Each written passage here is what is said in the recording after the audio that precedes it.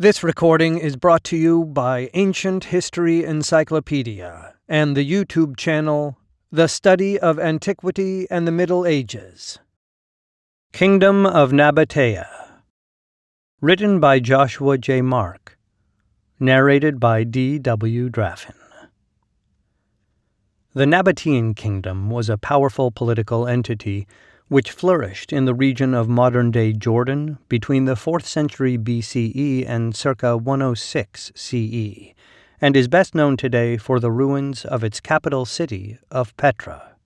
Although it is clear that a wealthy community was thriving in the immediate vicinity of Petra by 312 BCE, attested to by the Greek expedition mounted against it, scholars usually date the Nabatean Kingdom from 168 BCE, the date of their first known king, to 106 CE, when it was annexed by the Roman Empire under Trajan, 98 to 117 CE.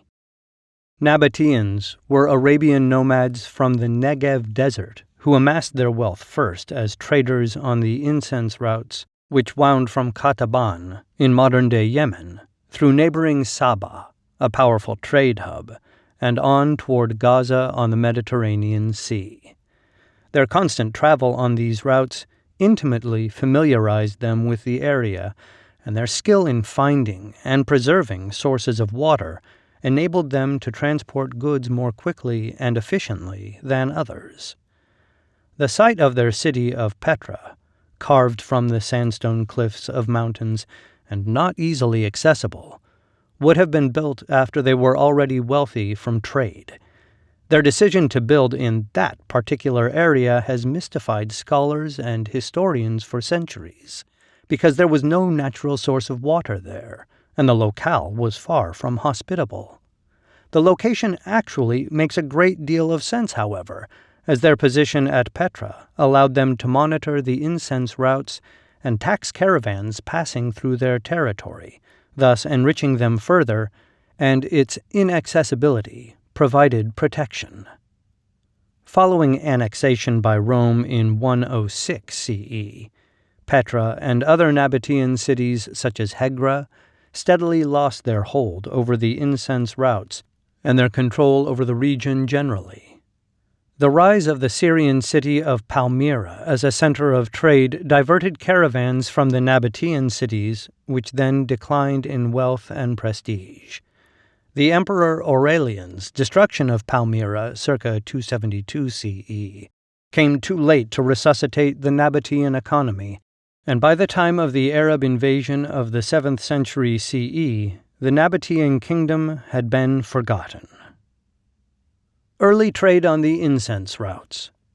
The term incense routes refers to a number of different directions traders took between southern Arabia and the port of Gaza between the 7th-6th centuries BCE and the 2nd century CE.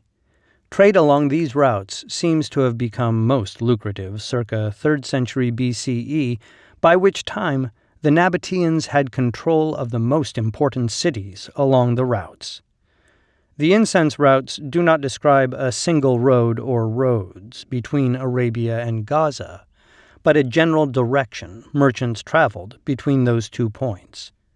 According to Pliny the Elder, 23 to 79 CE, the routes encompassed 1,200 miles, 1,931 kilometers, and took 65 days to travel one way, with a stopover at a city ideally every night.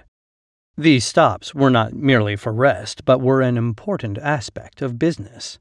The city of Mamshit, for example, was famous for their Arabian horses, which commanded high prices.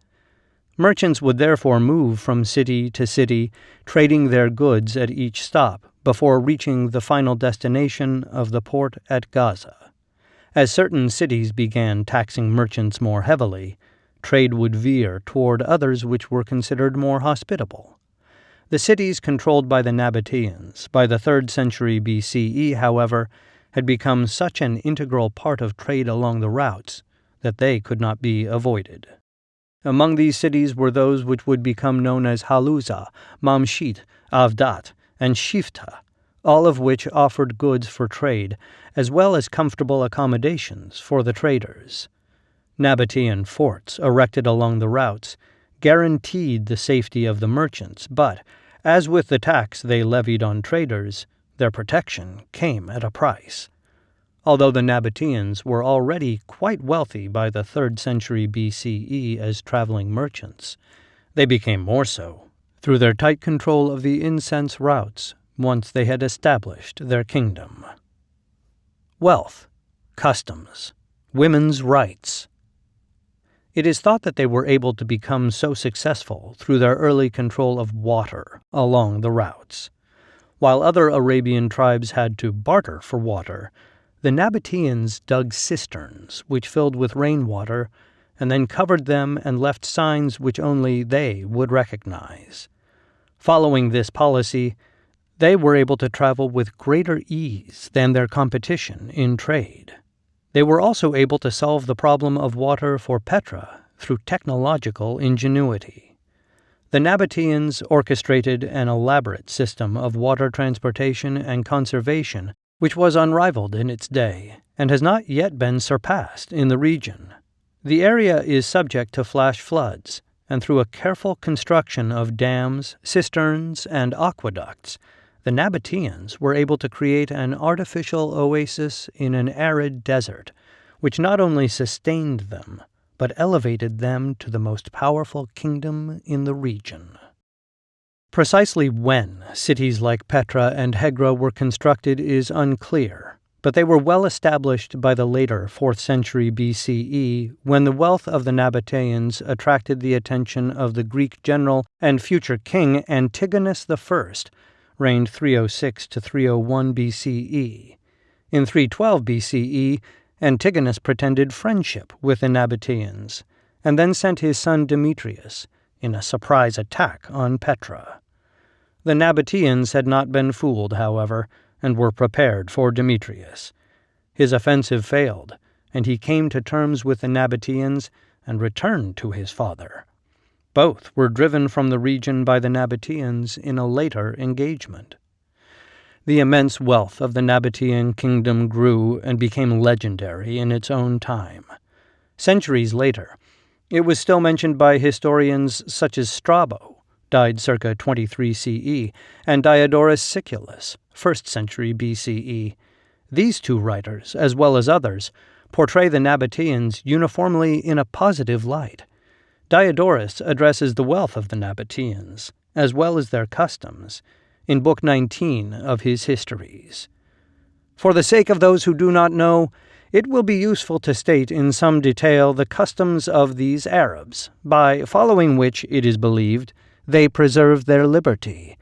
They live in the open air, claiming as native land a wilderness that has neither rivers nor abundant springs, from which it is possible for a hostile army to obtain water. It is their custom neither to plant grain, set out any fruit-bearing tree, use wine, nor construct any house, and if anyone is found acting contrary to this, death is his penalty. They follow this custom because they believe that those who possess these things are, in order to retain the use of them, easily compelled by the powerful to do their bidding. Some of them raise camels, others sheep, pasturing them in the desert. While there are many Arabian tribes who use the desert as pasture, the Nabateans far surpass the others in wealth, although they are not much more than 10,000 in number. For not a few of them are accustomed to bring down to the sea frankincense and myrrh and the most valuable kinds of spices, which they procure from those who convey them from what is called Arabia Eudaemen, fortunate Arabia, modern-day Yemen. They are exceptionally fond of freedom, and whenever a strong force of enemies comes near, they take refuge in the desert, using this as a fortress, for it lacks water and cannot be crossed by others, but to them alone, since they have prepared subterranean reservoirs lined with stucco. It furnishes safety. As the earth in some places is clayey, and in others is of soft stone, they make great excavations in it, the mouths of which they make very small, but by constantly increasing the width as they dig deeper, they finally make them of such size that each side has a length of 1 plethrum, 101 feet, 30 meters. After filling these reservoirs with rainwater, they close the openings, making them even with the rest of the ground, and they leave signs that are known to themselves but are unrecognizable by others. They water their cattle every other day, so that if they flee through waterless places, they may not need a continuous supply of water. They themselves use as food flesh and milk and those of the plants that grow from the ground, which are suitable for this purpose, for among them there grow the pepper, and plenty of the so-called wild honey from trees, which they drink mixed with water. Strabo presents a similar picture of the Nabateans, but contradicts Diodorus on the custom of drinking wine, claiming that they cultivated grapes for wine and drank at banquets. He does make the point, however, that they did not drink to excess like the Romans did, but restricted themselves to no more than 11 cups in the course of an evening. He further details how they used camels instead of horses, wore loincloths instead of tunics, and were so democratic that their king would insist on serving others at a banquet. Women were considered equal to men in Nabatean culture. Inscriptions indicate that women were priestesses, co-rulers, or autonomous monarchs, could inherit and dispose of property, owned their own tombs, brought lawsuits, and represented themselves in court, and were depicted on coins. Some of the most popular deities in the Nabatean pantheon were female, such as Al-Uzza, Manawat, and Alat. Nabatean religion. Nothing is known of the religious practices of the Nabateans except that they were polytheistic and worshipped the sun in ceremonies conducted on the tops of temples and honored their gods in private ceremonies in the home. There was a priestly class, which was open to both men and women, but how one was chosen, or what one's preparation for the priesthood may have been, is unknown. It is likely that, as in Egypt, the priests and priestesses tended to the gods, not the people, and there does not seem to be any institution of public worship services, other than festivals. The gods of the Nabatean pantheon were never represented in full-scale statuary, but appear carved into doorways, in the nooks of temples, on coins, tombs, ceramics, and as amulets and charms. The 3 most important gods in the early years of the culture were Al-Qam, god of war, protector of the people, god of nighttime, protector of souls; Al-Qutbi, god of knowledge, writing, and divination; Al-Uzza, supreme mother goddess, associated with divine and earthly power. Later deities were Manawat, goddess of fate and fertility, Alat, goddess of renewal, spring, and fertility, and Dushara, also given as Dushares, god of the mountains and daytime, associated with the sun. Of all these deities, Dushara endured the longest and was the deity worshipped from the rooftops of Nabatean temples. He was still represented on coinage following the annexation of Nabatea by Rome. The Nabatean kings and conflicts. The Nabateans were literate and developed the Arabic script, but they wrote nothing of their own history. The story of their culture, customs, and kings was written by Greek and Roman writers and is suggested by their architecture, art, and brief inscriptions they left behind. As their kingdom developed, the Nabateans came into closer contact and conflict with those of the surrounding regions, and their kings are mentioned increasingly by writers from those nations. There was an early king possibly named Rekhem or Rakhmu, for whom the city now known as Petra was named. Petra, from the Greek for rock, was the Greek name for the Nabatean capital of Rakhmu. When this early king lived and reigned is as mysterious as the date when Petra was carved from the cliffsides. The first historically attested king is Aretas I, circa 168 BCE, and his reign marks the beginning of the Nabatean Kingdom. Aretas I's date is attested by a Nabatean inscription citing 168 BCE, and he is also mentioned in the biblical book of 2 Maccabees, which confirms his reign at that time. He expanded the territory of Nabatea and was known as the Tyrant of the Arabs by his enemies. He supported the Maccabees of Judea in their struggle against the Seleucid Greeks, circa 168-167 to circa 160 BCE, and allowed the forces of Judas Maccabeus to conduct raids from his territory.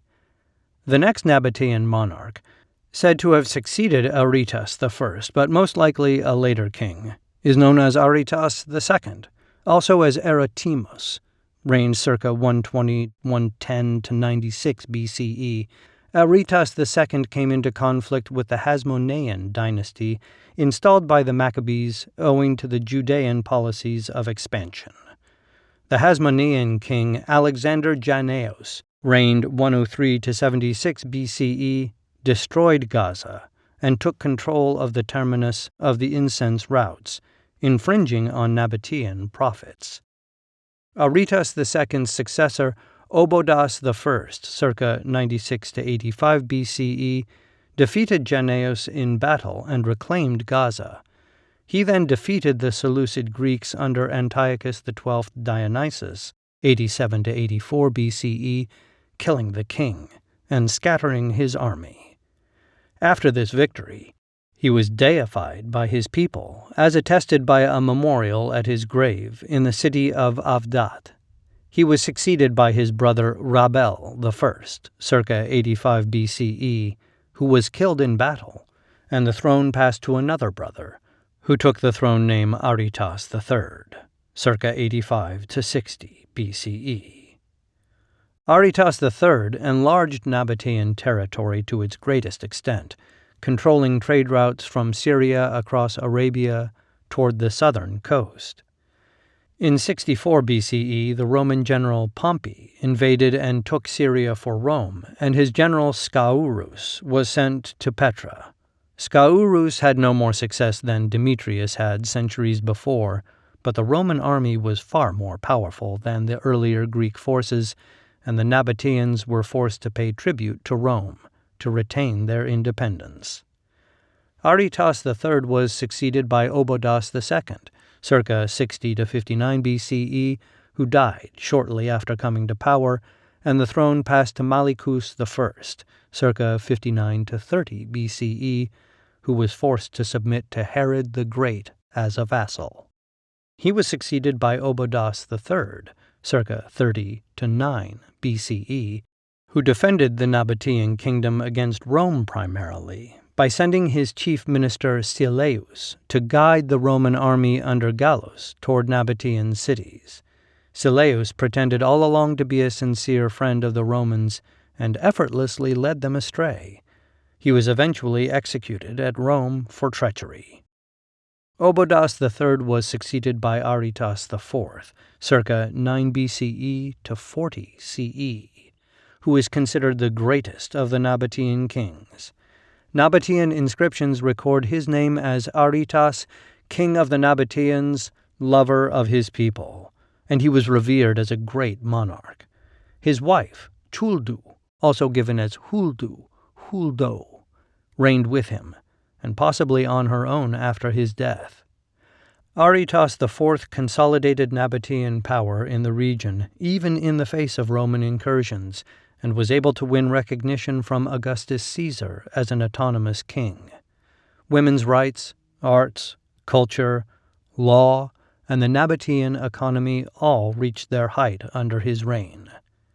He was succeeded by his son Malichus II, circa 40 to 70 CE, who lost territories to Rome and tried, unsuccessfully, to win Roman respect by sending Nabatean forces to help the Romans put down the Jewish revolt against Roman rule in 66 to 70 CE. He died, or was killed, and was succeeded by Rabel II Soter, circa 70 to 106 CE, known as the savior of his people, even though he lost more territory to Rome and Nabatean prestige declined under his reign. He was briefly succeeded by his sister Gamalath, but the Nabatean Kingdom had run its course by this time as Rome grew in power, and the region as annexed as the Roman province of Arabia Petraea in 106 CE. Conclusion. The cities of the Nabateans declined under Roman rule, and an earthquake in circa 363 CE brought down many of them.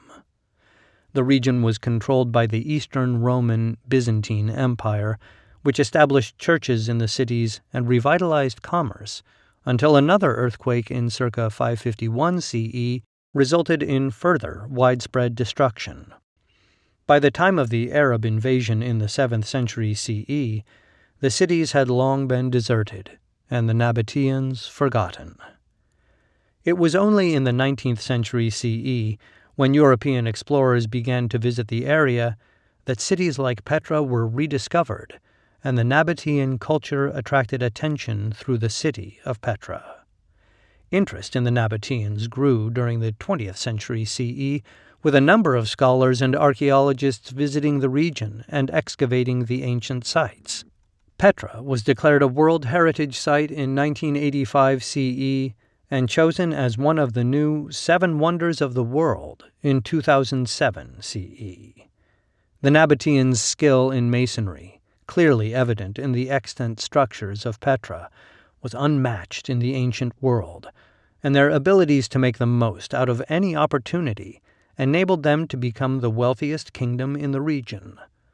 Although forgotten for centuries, the Nabateans are today recognized as a highly developed culture who were able not only to endure the harsh climate of the region, but to thrive in it.